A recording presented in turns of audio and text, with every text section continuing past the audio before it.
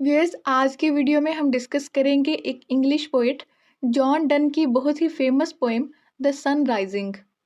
Done 1572 में एक Catholic family में पैदा हुए और अभी डन बहुत ही छोटे थे कि उनके फादर की डेथ हो गई। फिर उनकी मदर ने एक वेल्दी विडोअर से शादी कर ली, जिससे जॉन डन ने अच्छी एजुकेशन रिसीव की। जॉन डन ने ऑक्सफोर्ड और कैम्ब्रिज यूनिवर्सिटी में पढ़ा, लेकिन अपने कैथोलिक बिलीव्स की वजह से कहीं से भी डिग्री हासिल ना कर पाए, यानी उन्हें दोनों यूनिवर्सिटी से डिग्री नहीं मिली थी। फिर जॉन डन लॉयर बन गए और अपना करियर शुरू किया। जॉन डन अपनी 30s में ही कैथोलिक से एंग्लिकन में कन्वर्ट हो गए, जिससे उनकी पर्सनल और प्रोफेशनल लाइफ पर काफ़ी असर पड़ा। फिर चर्च ऑफ इंग्लैंड के पादरी भी रहे। उन्होंने बहुत सारी रिलीजियस और लव पोएम्स लिखी और आज हम उनकी एक love poem the sun rising discuss करेंगे। अगर बात करें कि ये पोएम क्यों लिखी गई, इसके लिखने का क्या पर्पस यानी क्या मकसद है, तो ये पोएम लेट एलिजाबेथन एज और अर्ली जैकोबियन पीरियड में लिखी गई है। इंग्लैंड में रेनेसा आ चुका था, जिससे आर्ट, कल्चर और लिटरेचर को फ्लरिश किया जा रहा था। ये पोएम जॉन डन की डेथ के बाद 1633 में पब्लिश हुई और उनकी एक कलेक्शन सॉन्ग्स एंड सोनेट्स का हिस्सा है। ये एक मेटाफिजिकल लव पोएम है, जिसमें जॉन डन सूरज से कहते हैं, बल्कि सूरज से कंप्लेन करते हैं कि हमें परेशान ना करो। ऐ सूरज, तुम यहाँ क्यों चमक रहे हो? जाओ और लोगों को परेशान करो, हमें डिस्टर्ब ना करो। तुम्हारी किरणें हमारे बेडरूम में दाखिल हो रही हैं, मुझे और मेरी बिलवड को परेशान कर रही हैं। अगर बात करें इस पोएम के इम्पोर्टेंट थीम्स की, तो सबसे पहले है लव एंड इंटीमेसी। ये एक लव पोएम है जिसमें स्पीकर अपनी लवर के लिए अफेक्शन जाहिर करता है कि जब उसकी लवर उसके पास होती है तो वो मुकम्मल महसूस करता है, उसे बाहर की दुनिया से कोई गर्ज नहीं रहती। फिर है टाइम एंड ट्रांजिएंस। स्पीकर टाइम की बाउंड्रीज को ट्रांसेंड करता है और कहता है कि उसे लव करने के लिए टाइम की ज़रूरत नहीं है, कि जब सूरज उबर रहा है तो उसे प्यार करना बंद कर देना चाहिए।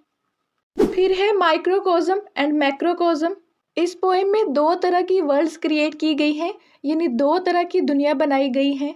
एक दुनिया लवर्स की है कि वो अपने कमरे में हैं और उन्हें बाहर की दुनिया से कोई फर्क नहीं पड़ रहा, यानी एक्सटर्नल फोर्सेस उनका कुछ नहीं बिगाड़ रही, इसलिए ये कमरा माइक्रोकोज्म है। यानी एक छोटी सी दुनिया है जो अपने आप में कंप्लीट है और लवर्स इस कमरे में खुद को मुकम्मल महसूस करते हैं। रेनेसा में ये आइडिया इमर्ज हुआ कि इंसान माइक्रोकोज्म है, यानी इंसान अपने आप में एक पूरी कायनात रखता है। लेकिन इस पोएम में माइक्रोकोज्म लवर्स का बेडरूम है और एक्सटर्नल वर्ल्ड मैक्रोकोज्म है। फिर है power and control. John Donne बहुत ही खूबसूरत और मॉकिंग स्टाइल में सूरज की अथॉरिटेटिव नेचर को चैलेंज करते हैं कि ए सूरज, तेरे पास इतनी ताकत नहीं है कि तू दो लवर्स को लव करने से रोक सके, क्योंकि उनका लव और कनेक्शन तुझसे ज़्यादा पावरफुल है। चलिए अब इस पोएम की लाइन बाय लाइन एक्सप्लेनेशन शुरू करते हैं। बिजी ओल्ड फूल, अनरूली सन। स्पीकर यहाँ सन को एड्रेस करता है, यानी सन से ऐसे बात करता है जैसे वो कोई पर्सन हो, और कहता है कि ए मसरूफ सरकश सूरज। अनरूली का मतलब है सरकश, यानी जोर आवर, जो किसी के कंट्रोल में ना हो। यहाँ पर सोनिफिकेशन का इस्तेमाल किया गया है, यानी ये सारी ह्यूमन क्वालिटीज़ हैं जो सूरज को दी गई हैं। और हाइपरबोल भी है, सूरज को बहुत एग्जेजिरेट करके यानी बढ़ा चढ़ा कर बताया जा रहा है। Y dost thou thus through windows and through curtains call on us. Dost का मतलब है डू और दाओ का मतलब है यू। यहाँ स्पीकर सूरज से क्वेश्चन करता है कि क्यों तुम खिड़कियों और पर्दों से हम तक आते हो और क्यों हमें परेशान करते हो। Must do thy motions lovers seasons run. क्या तुम्हारी मूवमेंट के अकॉर्डिंग हमें सब कुछ करना होगा? क्या तुम्हारे मोशंस यानी तुम्हारे आने जाने से हमें चलना होगा? क्या हमें सब कुछ तुम्हारे मुताबिक करना पड़ेगा? Saucy pedantic reach. यहाँ स्पीकर सूरज की इंसल्ट करता है और कहता है कि सॉसी यानी तुम बदतमीज हो, रूड हो, रेच तुम बेहिस यानी इनसेंसिटिव हो। Go chide late school boys and sour prentices. Child कहते हैं डांटने को और प्रेंटिसेस कहते हैं लर्नर्स को। जाओ जाकर लेट होने वाले स्कूल के बच्चों को डांटो, उन्हें परेशान करो और चिड़चिड़े लर्नर्स को परेशान करो जो स्कूल देर से जाते हैं। Go tell court huntsman that the king will ride.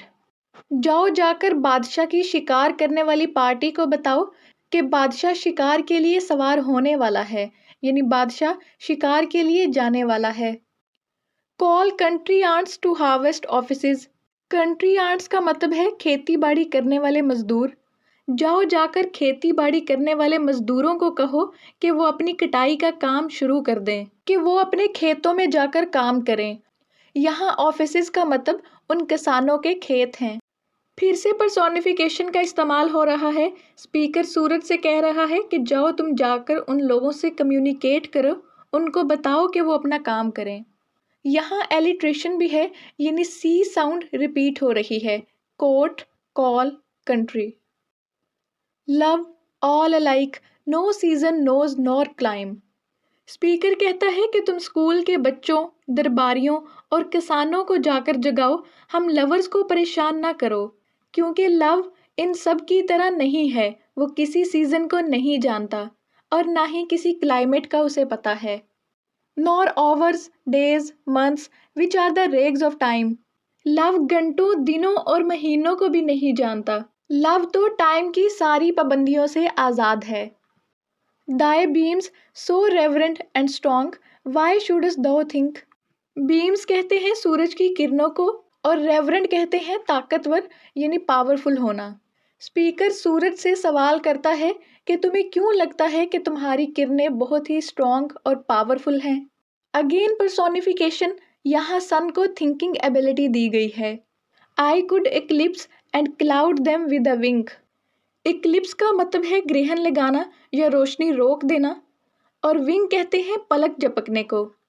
Speaker सूरज से कहता है कि अगर मैं चाहूँ तो पलक झपकते ही तुम्हें अंधा कर दूं, यानी तुम्हें ग्रहण लगा दूं और बादल ले आऊं। But that I would not lose her site so long. लेकिन मैं ऐसा नहीं करूँगा क्योंकि मैं अपनी लवर से ज़्यादा टाइम के लिए नज़रें नहीं हटा सकता। If her eyes have not blinded दाइन। स्पीकर यहाँ सूरज को चैलेंज कर रहा है कि अगर मेरी बिलवड की आंखें ही तुम्हें अंधा ना कर दें तो कहना, यानी मेरी बिलवड की आंखें भी तुम्हें अंधा कर सकती हैं। Look and tomorrow late tell me. ए सूरज, देखो, कल लेट आना और फिर आकर मुझे बताना। अगेन पर्सोनिफिकेशन, यहाँ सूरज को साइट एबिलिटी दी गई है। Whether both Indies of spice and mine, but where thou left'st them or lie here with me. Speaker सूरज से कहता है कि जाओ और कल लेट आकर मुझे बताना कि क्या दोनों इंडीज, यानी क्या वेस्ट इंडीज और ईस्ट इंडीज के स्पाइस वहीं पर हैं जहां तुमने उन्हें छोड़ा था, या फिर वो यहाँ हैं मेरे पास। यानी स्पीकर अपनी लवर को एडमायर कर रहा है कि वो पूरी कायनात है, यानी माइक्रोकॉज्म है। यहाँ लिटरेरी टेक्निक अलूयन अप्लाई की गई है, यानी वेस्ट इंडीज और ईस्ट इंडीज का रेफरेंस दिया गया है। Ask for those kings whom thou sawest yesterday, and thou shalt hear all here in one bed lay. और वो सब बादशाह जिन्हें तुमने कल देखा और सुना था, वो सब मेरे बेड पर लेटे हुए हैं, यानी मेरी बिलवड के रूप में हैं। स्पीकर अपनी बिलवड को उनसे कंपेयर कर रहा है। She is all states and all princess, I nothing else is. Speaker कहता है कि मेरी लवर सारी स्टेट्स हैं और मैं उनका प्रिंस हूँ, इसके अलावा कुछ नहीं है। यहाँ स्पीकर मेटाफोरिकली अपनी बिलवड को स्टेट्स कह रहा है। प्रिंसेस डू बट प्ले अस, और प्रिंसेस भी कुछ नहीं करते बल्कि वो भी हमें इमिटेट करते हैं, हमारी ही नकल करते हैं। And compare to this all honours mimic all wealth alchemy. और अगर मैं इस लव को कंपेयर करूँ तो इस लव के मुकाबले में सारी ऑनर मिमिक्री है और सारी दौलत एल्केमी है। Thou son art half as happy as we, in that the world's contracted thus. यहाँ स्पीकर फिर से सूरज को एड्रेस करते हुए कहता है कि तुम हमारी तरह आधे खुश हो क्योंकि पूरी दुनिया सुकड़ कर यहाँ है। Thine age asks ease.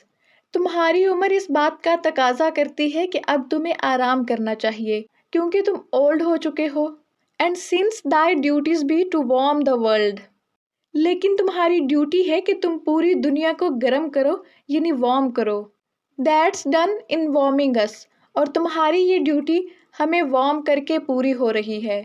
Shine hair to us, यहाँ हमारे ऊपर चमको, एंड दाउ आर्ट एवरीवेयर, तो ये ऐसा ही होगा कि तुम हर जगह चमक रहे हो। This bed Dai centre is, ये बेड तुम्हारा सेंटर है। दीज वॉल्स दाई स्फेयर्स, और ये कमरे की दीवारें तुम्हारा स्फेयर हैं जिनमें तुम घूमते हो, यानी चक्कर लगाते हो। व्यूअर्स, इसी के साथ ये वीडियो एंड होती है। उम्मीद करती हूँ आपको समझ में आई होगी। Thank you so much for watching.